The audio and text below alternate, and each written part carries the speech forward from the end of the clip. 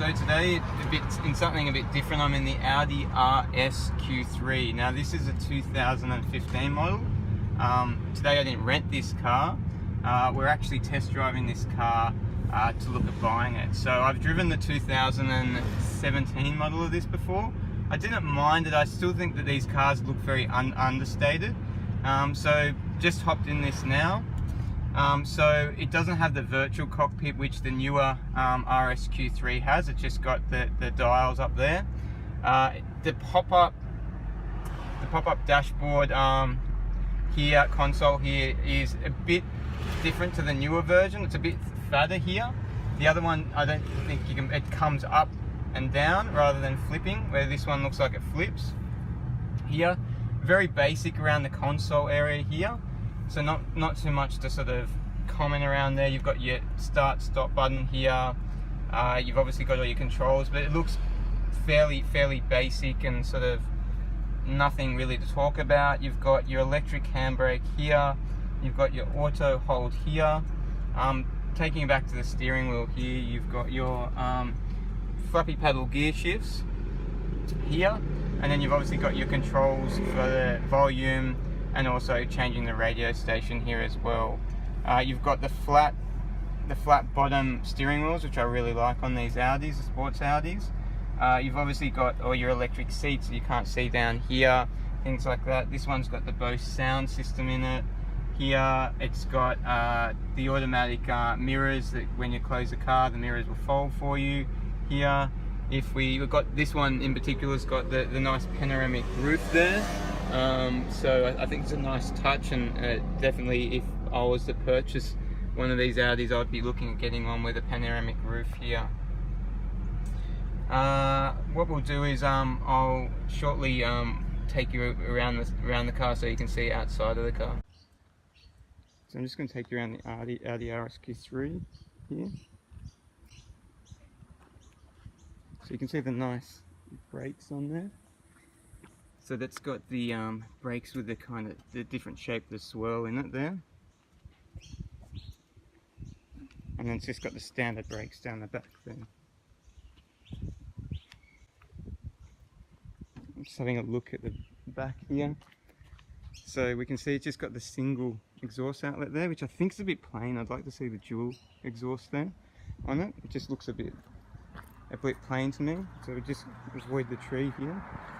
Come back around to the side there. And we're just going to take you quickly around the front of the car again.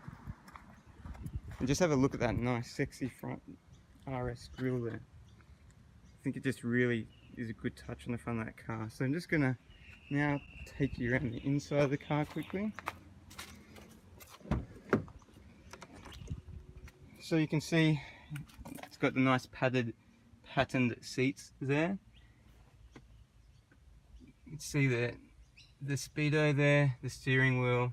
And as you can see, it's fairly basic inside. There's not too many buttons or anything like that. It looks fairly plain. I've just had a look at the SQ5, and it's got a lot more buttons, and it looks like it's got a lot more tech inside it. As you can see, not a huge amount of room in here. If I hop in the back here, that seat's probably not like middle of the way, and you don't have too much room in the back here. So I'll just quickly take you around and have a look at the boot.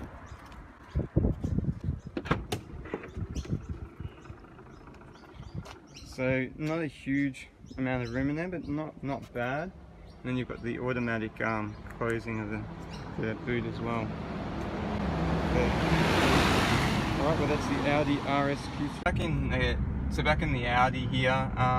So what I'm going to do is I'll put it in dynamic mode now. So that's the sports mode. So it's got individual, comfort, and so what's the other mode? It's got dynamic, comfort, auto, and dynamic. Sorry, individual is what the Audi RSQ5 I was driving before had. So I'm just going to test the acceleration out here quickly.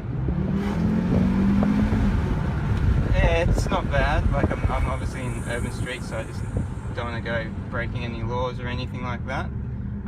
But yeah, that little 5-cylinder engine, it's got a bit of a lag when you put your foot down, but then just picks up, and it's quite a little spritey thing, just go accelerating a bit. So they're in dynamic mode now, but and it's not as, the accelerator's not as touchy as sort of you'd feel in some of the cars, other sports cars, where you really, when you put it in a sports mode, you really only have to touch the accelerator and it really sort of starts accelerating quite quickly. This one you've got to still put the accelerator down a bit to actually get much out of it. But look, as I said, a very quick drive of this car today. Unfortunately, I'm not going to have a huge amount of time to sort of really test it out properly.